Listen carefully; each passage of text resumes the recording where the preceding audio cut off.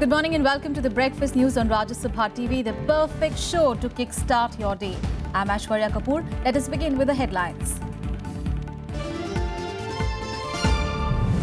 Pakistan says it may consider India's request for a visit by the NIA team to further probe Pathankot terror strike, plays down High Commissioner's statement on suspension of dialogue. India talks tough with China on the issue of Azhar. External Affairs Minister Sushma Swaraj asks Beijing to review position of blocking UN bid to designate him as terrorist. Defence Minister also raises issue with the Chinese counterpart.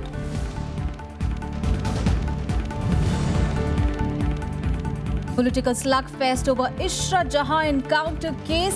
BJP accuses Congress and former Home Minister B. Chidambaram of underplaying terror plot to kill Narendra Modi. Congress counters, says the real issue of fake encounter being ignored. Most parts of the country continue to reel under heat wave. Temperature crosses 40 degrees Celsius in several states. No relief soon, says Met Department. And landslides hamper rescue work as Ecuador quake toll rises to 413. State of emergency declared. United Nations prepares for a major airlift.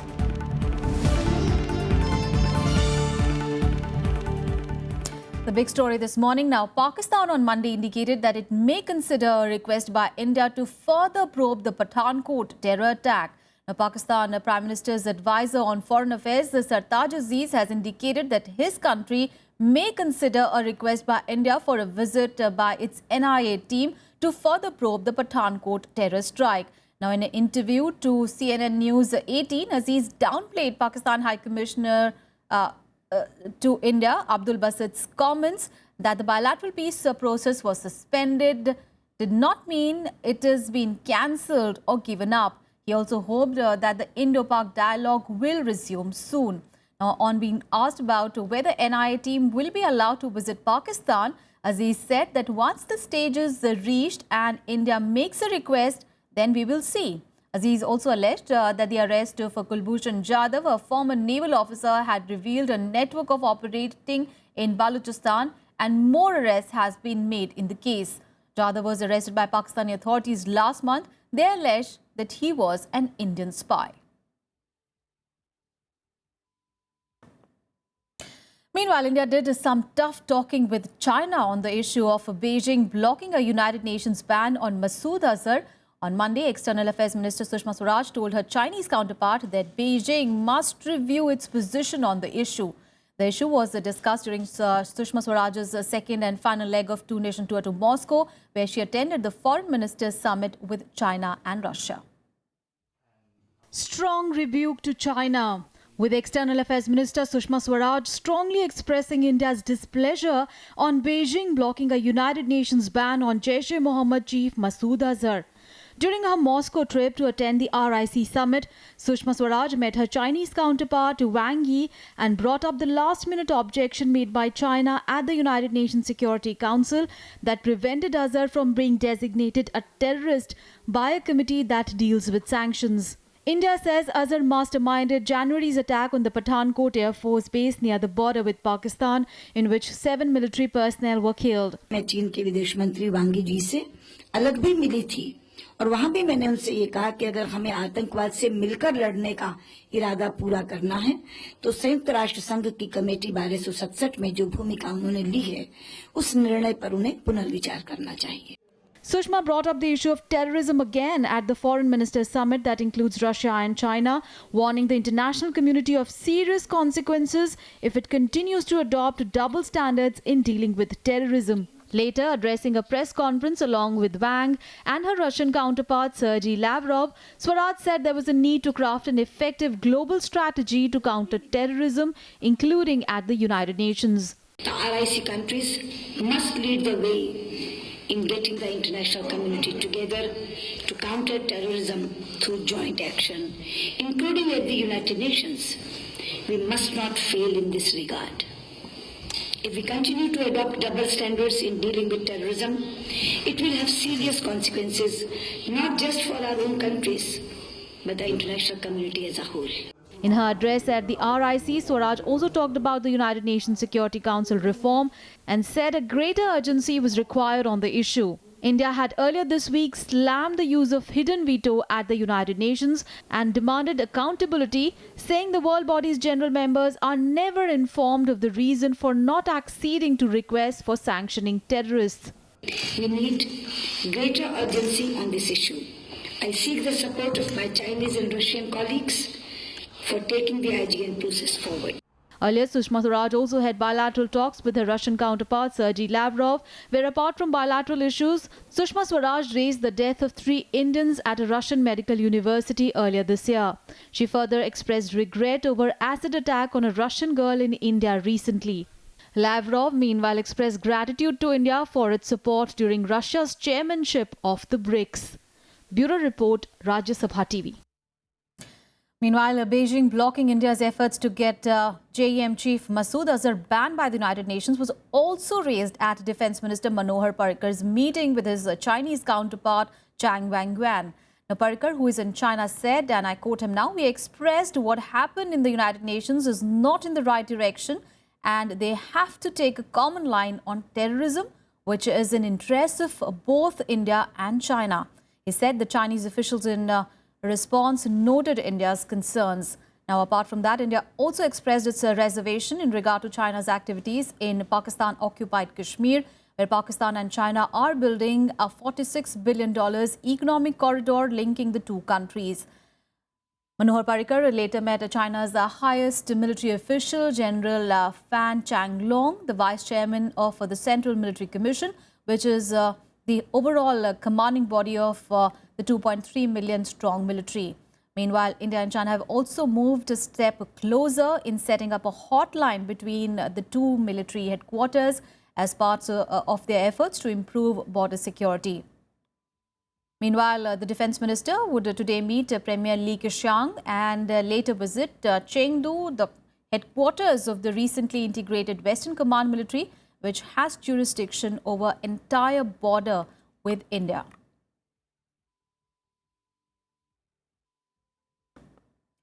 Meanwhile, back home, a political slugfest over the 2004 Israel Jahan encounter has begun again. The BJP has accused the Congress and then Home Minister P. Chidambaram of underplaying a terror plot that could eliminate Narendra Modi. The latest fight has begun following an RTI reply in which it emerged that Chidambaram had signed the original affidavit describing Israel Jahan as part of a Lashkar module. The BJP trained its guns on Congress Chief Sonia Gandhi and Vice President Rahul Gandhi and alleged that they conspired with Chidambaram to target Narendra Modi, who was the Gujarat Chief Minister then.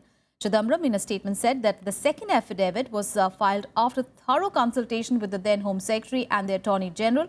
The Congress said that the BJP is attempting to divert attention from the real issue of fake encounters.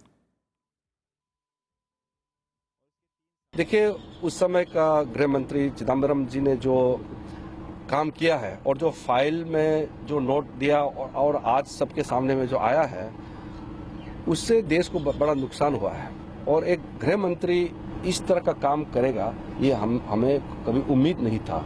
मुझे लगता है कि चिदम्बरम साहब को किसी तरीके से दबाव डाला होगा। जो देश को डाइवर्शनरी टैक्टिक्स से देश के मुद्दों पे बहस नहीं कर करके मैन्युफैक्चर्ड मुद्दों पे डिबेट कराने की बात हो रही है। जैसे जैसे देश के लोगों को ये समझ आएगी, मुद्दा डाइवर्ट होता जाएगा। If she was a terrorist, could she be liquidated in this manner? Could she be liquidated in an encounter? The issue is that one district judge, one high court and 2 committees, including SIT, have found that the liquidation of Israel Jahan was by unlawful means in a false encounter. Meanwhile, Prime Minister Narendra Modi will visit Katra in Jammu and Kashmir today to address the convocation of Sri Mata Vaishno Devi University and attend some other events. He will also inaugurate the Sri Mata Vaishno Devi Narayan Super Speciality Hospital and a sports complex besides addressing a public meeting. The 230-bed hospital has been set up by the Sri Mata Vaishno Devi Shrine Board at a cost of 300 crore rupees. Now, elaborate security arrangements are in place at the venue and on the route for the Prime Minister's visit. Governor N.N. Vora, Chairman of the Shrine Board, and Chief Minister Mehbooba Mufti will also be present on the occasion. Later, the women's football teams of Jammu and Kashmir and Himachal Pradesh will also play a friendly match in the presence of the Prime Minister. News from Gujarat now. Well, the Bandh call given by the Patel quota agitators on Monday failed to evoke much response in the state. The Bandh passed off peacefully, barring in Mehsana, where a mob torched minister's vacant house. A state committee of ministers formed to negotiate the quota agitators held a fruitful and positive meeting in Gandhinagar over the demands with several leaders of the Patel community who are working as mediators. Now, another round of talks will soon be held to arrive at a solution. Police had made elaborate security arrangements in view of the statewide bandh given by the Sardar Patel group demanding reservation and also immediate release of their jail leaders. School, colleges, public transport and the normal life were not affected by the bandh call. But the opposition parties criticized the government, saying that there is an anarchy under the BJP rule. They also said that the state government is incompetent and anti-people. Mehsana and other districts have been denied even mobile telephony facilities. Couple of hundreds, I'm told close to 1,000 people have been put behind bars. Brutal lathi charge has been done on agitationists. Many have suffered serious injuries. For the first time, Gujarat police has resorted to pelting stones on agitationists. Is this not a failure of Modi model of governance? On to some other news now, and the Enforcement Directorate will soon seek an Interpol arrest warrant against liquor baron Vijay Mallya. This arrest warrant will be based on a non-bailable warrant issued by a Mumbai court in a money laundering case. Now, officials said that the agency will soon write to the global police body through the Indian Nodal Office of the CBI to get issued a red corner notice against Mallya. Mallya, remember, had left the country on 2nd of March and is said to be in UK at present. The NBW is an open dated one and the agency is expected to undertake action according to set procedures in this regard. Enforcement Directorate has been wanting Mallya to join the probe personally in connection with a criminal investigation under Prevention of Money Laundering Act in the alleged 950 crore rupees IDBI loan fraud case. Now, acting on the Central Probe Agency's request, the Ministry of External Affairs had recently suspended the Rajya Sabha MP's diplomatic passport as well. Mallya had refused to appear before the ED on 3 occasions when summoned between 10th of March and 2nd of April.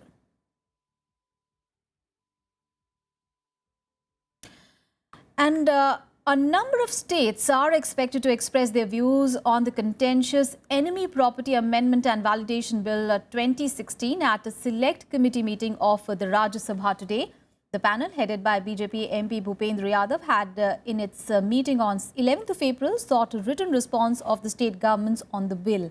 The bill seeks to guard against the claims of succession or transfer of enemy properties of people who migrated to Pakistan and China after the wars.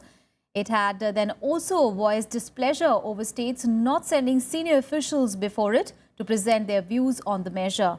Now, Attorney General Mukul Rohtgi, custodian of the Enemy Properties for India, Utpal Chakrabarti, now officers from the Home Ministry and Law Ministry, and a large number of experts and stakeholders have already appeared before the panel and they have recorded their views. The panel has been tasked to scrutinize the bill and submit its report in the opening week of the next Parliament session, which begins from 25th of April, that is Monday. The Upper House, remember, had on 15th of March adopted a motion for referring the bill, which seeks to amend the Enemy Property Act of 1968 as passed by the Lok Sabha to the Select Committee.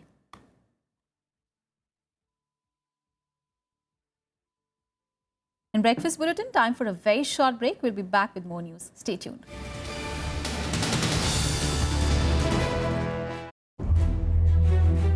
The There has been a bar bribery scandal, then a solar scam. Because of all these scams, your party's image has taken a beating. Allegations and the truth are two different things. Kerala Congress is the most mismanaged unit amongst all the state congresses.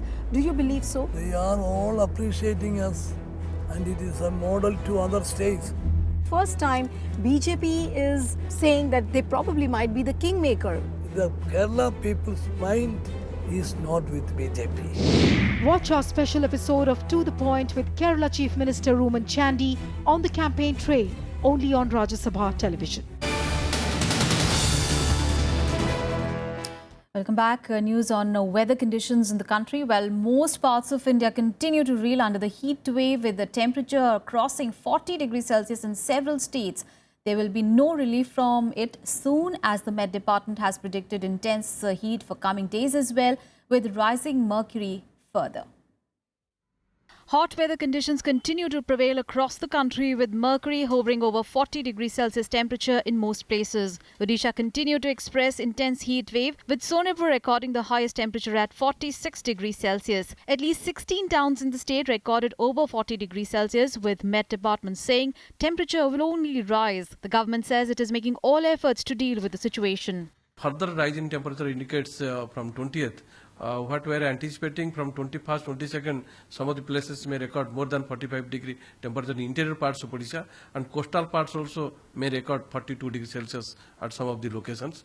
Our state government has taken due steps for supply of water in all scarcity areas. Tankers more than 500 have been engaged for supply of water. Also, extra gangmen have been deployed for repair of tube wells. In Telangana, the highest maximum temperature of 44 degrees Celsius was recorded at Adilabad, Nalgonda and Nizamabad. The Met officials have issued a fresh heat wave warning for the next 2 days. Thunderstorm and hail are also expected, but it is unlikely to mitigate the situation. With over 100 deaths in the region, the state government is making all-out efforts to prevent sunstroke deaths. The state also launched a portal which would provide information on heat wave predictions.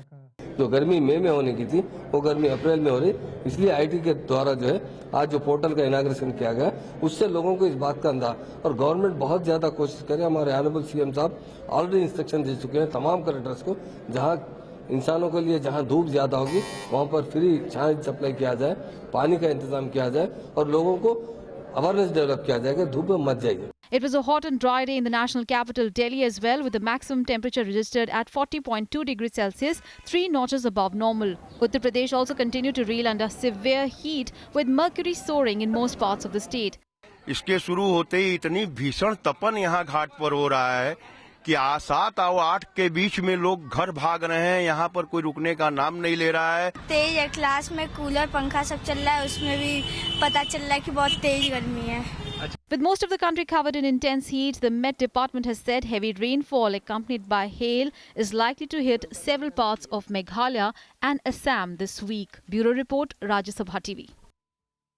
Meanwhile, the situation in Marathwada in Maharashtra is grim. 33% of the state villages are drought hit. Relief work carried out by the government is turning out to be too little, too late. 14,708 villages in Maharashtra. That's nearly 33% of the state's 44,000 villages which are drought hit. Most of these are in the Marathwada region. Acute shortage of water has completely destroyed crops here. Farmers say the relief they received from the government is too little. Water supply by tankers is also erratic, forcing even the elderly and the children to bring water from far-flung regions for household use. Even this water is polluted. It's the same story in village after village adjoining Aurangabad district. हमारे को यहाँ पानी नहीं है, पानी मांगने को गए तो लोग का पानी नहीं देते, 2-2 4-4 घंटे उनके घर को खड़ रहे थे, गालियाँ फिटकार दे के हमारे को भगाते, हमको पानी नहीं पीने को, 300-400 रुपए का टैंकर पानी का लाते हम। Shivgarh village is located on a hilly region. The residents here are nomads. Their chief occupation is cattle grazing. The drought has driven away many of them in search of water, which is being sold at exorbitant prices. पानी के भी tanker जल्दी भी आते नहीं, हम पैसे तुम्हारे से निकालते भी नहीं, पैसे दियो तो भी हमको पानी जल्दी लाता नहीं।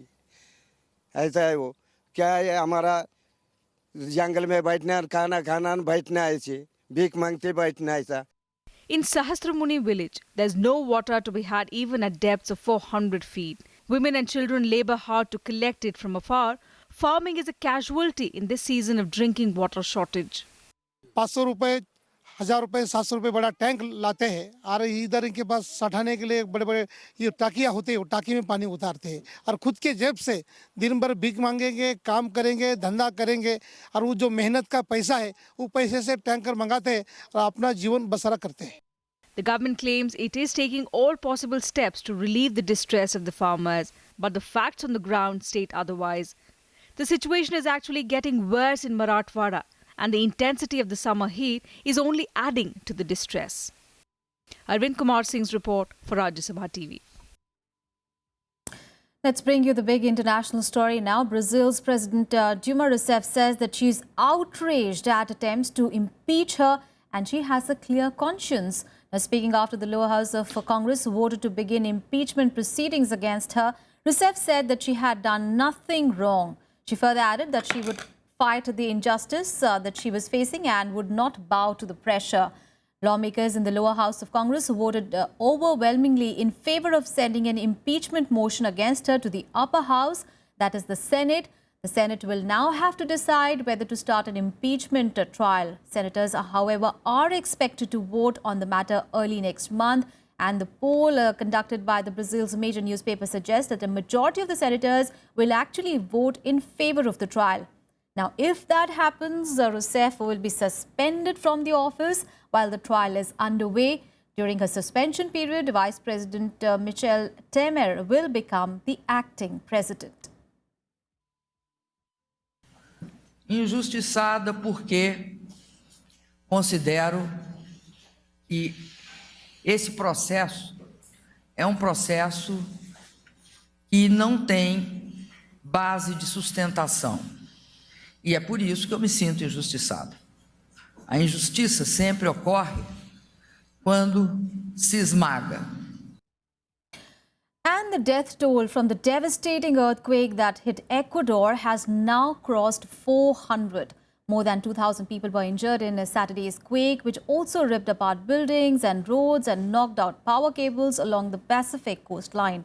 Now, as the rescue efforts continue to gather pace, the president of the country has told media that Ecuador has come together in the face of the tragedy.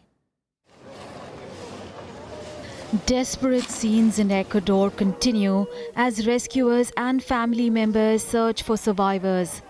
The 7.8 magnitude quake that hit Ecuador on Saturday evening has killed more than 400 and injured over 2,500 so far. Helicopters and buses ferrying troops have been hampered by landslides. Yo estaba en Atacama haciendo compra, estaba mi hija que casi la atrapa. El esposo la cogió y la sacó y luego que salieron, entonces ahí se vino la casa. President Rafael Correa visited some of the victims while warning that the death toll could increase. A state of emergency has been declared in the country. La cifra oficial de fallecidos es de 272 a nivel nacional. Vengo haciendo un recorrido, temo que esa cifra aumentará porque seguimos removiendo escombros, tenemos la esperanza de encontrar sobrevivientes, las primeras horas son cruciales, ya han pasado más de 24 horas del terremoto, sin embargo hay señales de vida en muchos de los escombros y se está dando prioridad para aquello. The Ecuadorian government has declared it is the worst quake in the country since 1979. Meanwhile, support has poured in for Ecuador from several other countries. Números se han dado de gentes que lamentablemente perdieron la vida, se habla de más de 350 personas y eventualmente la cifra puede crecer. Mientras estamos aquí, Estamos preparando el primer vuelo, ¿no? del Hércules, que va a llevar ayuda consistente en vitualla, alimento y principalmente medicina y agua potable. The United Nations has prepared for a major airlift to Ecuador, and the European Union is set to release €1 million in assistance for the quake victims. Bureau Report, Rajya Sabha TV. Let's get you some more international stories now in World Wrap. US President Barack Obama has stated that the United States is set to provide more support to Iraq as its military moves to take back territory from the Islamic State. US officials announced that it will deploy about 200 additional troops, mostly as advisors for Iraqi troops, as they advance towards Mosul, the largest Iraqi city that is still under Islamic State control. The increase raises the authorized US troop levels in Iraq to 4,087, not including special operations personnel. Chinese officials have launched a probe after a report that hundreds of children attending a language school built near the polluted former industrial site developed health problems, including cancer. Of the 641 students who underwent health checkups recently, 493 were found to have conditions ranging from chronic coughs, headaches and blood abnormalities to lymphoma and leukemia, that is blood cancer as well. Several Syrian rebel groups have announced a new offensive against the government. They say the move is in response to ceasefire violations from President Bashar al-Assad's forces. The group said in a joint statement on Monday that they would respond with force to any army units that fired on civilians in what they call a fresh battle. Around 200 migrants who were rescued from boats in the Mediterranean arrived in the Sicilian port of Pozzallo. The migrants, including 64 children, were taken to land on board a French rescue vessel.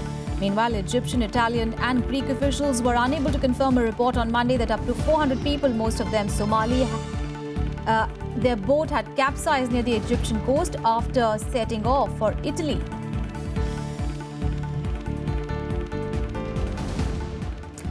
Time for all the sporting action now in Sports Beat. The International Hockey Federation has announced a new annual global league to be launched in 2019. The new league involving world's leading hockey nations will replace the Hockey World League semi-finals and finals and the Champions Trophy. FIH said that the new league was designed to provide a regular calendar for the game and to make hockey a global sport. Tottenham thrashed Stoke City 4-0 to close in the gap on the leaders Leicester City in the English Premier League. Harry Kane and Dele Alli scored 2 goals each to wrap up Spurs' 9th away win of the season. Tottenham are now 5 points behind Leicester with 4 games still remaining. Tennis players Novak Djokovic and Serena Williams were named the Sportsman and Sportswoman of the Year at the annual Laureus World Sports Awards. Both the athletes had won 3 Grand Slams last year. Brazil's Paralympic swimmer Daniel Dias was named Disabled Sportsperson of the Year. That's all in this edition of news, but news and updates continue on your channel. Thanks for watching.